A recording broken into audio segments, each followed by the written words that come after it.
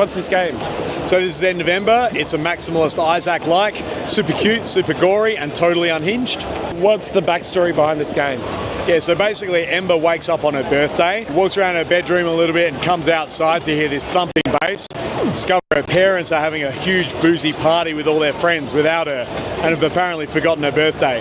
There's a bit of an accident and she ends up in hell, and then she's got to fight demons and tear them into gory piles of flesh and figure out what's going on. First question after hearing that is, how did you come up with that concept? Yeah, so Dan is the creative director and he's got like a munted brain. So he really likes drawing gore. So the key creative aesthetic is gore. He just wants more gore in video games and wants to make it gnarly and gory and violent and over the top. And then he has ideas about how the story plays out from that. PAX 25, how's it been for you? Has this been your first one? What's the experience been like? This is our first PAX. We've been at AvCon and Sage in Adelaide before, but this is the first time we've been at PAX, our first big consumer show like this. And there's like a lot of people, but it's awesome. Like, people are loving the game. They're having really good response. They're kind of like, can't believe you did that. And seeing so many people do that live is amazing. And the other really great thing is all you folks coming along. So there's heaps of creators coming along, lots of media coming around, heaps of people to talk to, which is great because it helps boost the signal on the game. You mentioned about the reaction, that live reaction.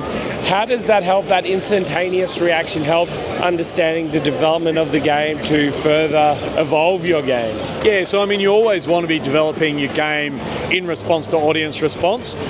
Mostly because a lot of the response has been so positive, it's mostly confirmation. It's like, oh, wow, we really have got a thing. There are a number of people who kind of walk past and kind of go like that and then keep walking.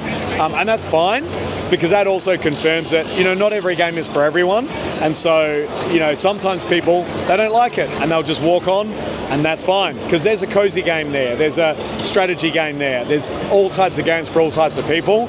But we've really found that for a certain number of people, particularly the weirdos, the freaks and the strange ones, they love this game and they're so into it, and we've had a few super fans, which is rad.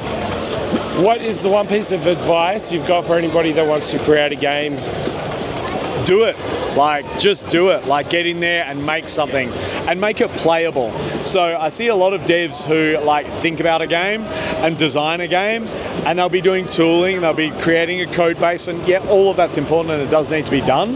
But there's definitely a danger of too much planning, and definitely a danger of too much, we'll get around to it one day. You got to just do it and get in and do it and get the thing done, and particularly make something playable so you can get that audience response and audience reaction and then iterate from there. And what's next for End of Ember?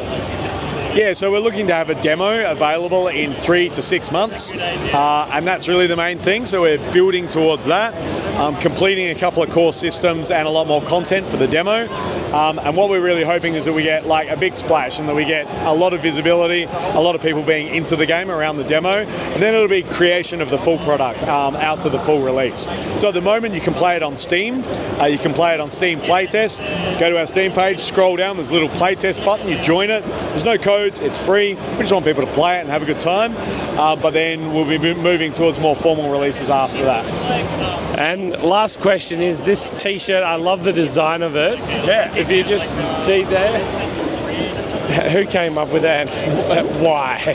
So I'm a bit of an ideas guy. It was my idea. I just went to Dan one day and I said, dude, do you think you could draw a t-shirt that is like the cover of Evil Dead? And he's like, yes, I can.